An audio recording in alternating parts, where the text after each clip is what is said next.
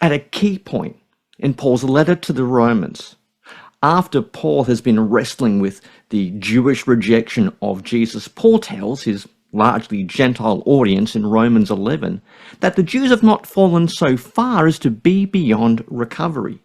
In fact, there is already a remnant of Messiah-believing Jews like himself who signal the future faith of the Jews. Plus, Jews and Gentiles have an interlocking destiny in redemptive history. The gospel is for the Jew first and then the Gentile, just as Gentile obedience might one day prompt the Jews to jealousy and then on to faith. So Messiah-believing Gentiles should not look down on the Jews as if they have been voted off redemptive history island. Much to the contrary. Paul states that God's gifts to Israel and call to Israel are irrevocable. The Jews are no more disobedient than the Gentiles were when they worshipped and served worthless idols. In the end, Paul says, all Israel will be saved. Why is that? Well, he says, because God has bound everyone over to disobedience so that he might have mercy on them all. But there's much more we want to explore on this point, don't we?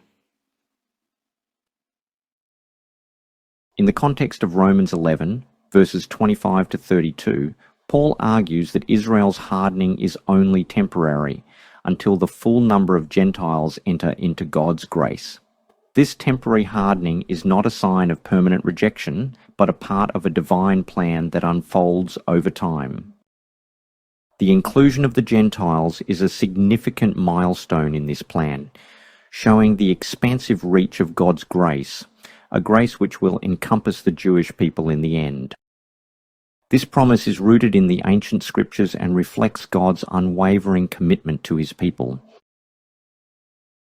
Here's what I think needs to be remembered as we look at this passage. First, in this context, Israel is not referring to the church, but to ethnic Jews. This is where I disagree with my wise and dear friend Tom Wright, in that I don't think in Romans 11:26 Paul uses Israel the same way he does in Galatians 6:16 as a reference to the church as the vanguard of a renewed Israel. For Paul, the term Israel is always positive. It's a prestige term that shows the organic continuity between the church of his own day and the covenant people of God's sacred history.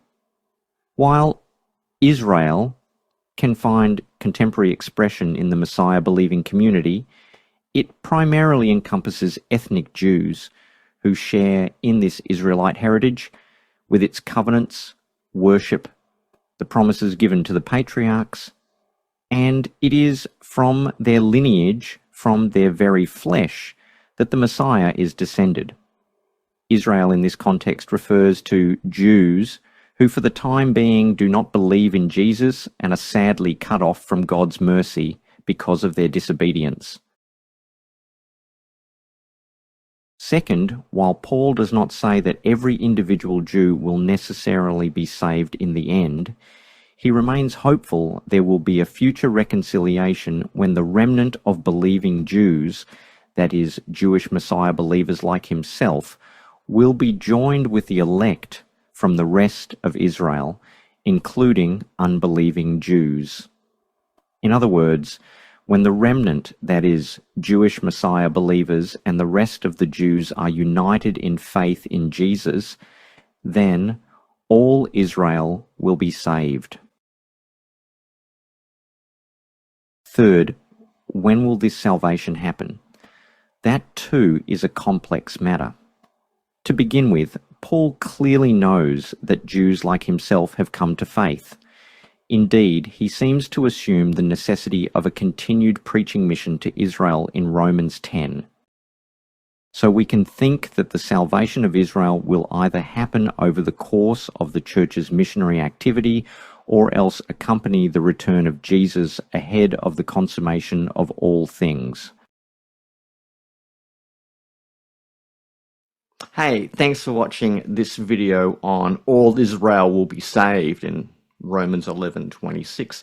A contested little phrase, very freighted with a lot of scholarly judgment, but certainly worth studying in depth. If you enjoy this video, you might like some other stuff on the channel, and I do a lot of things.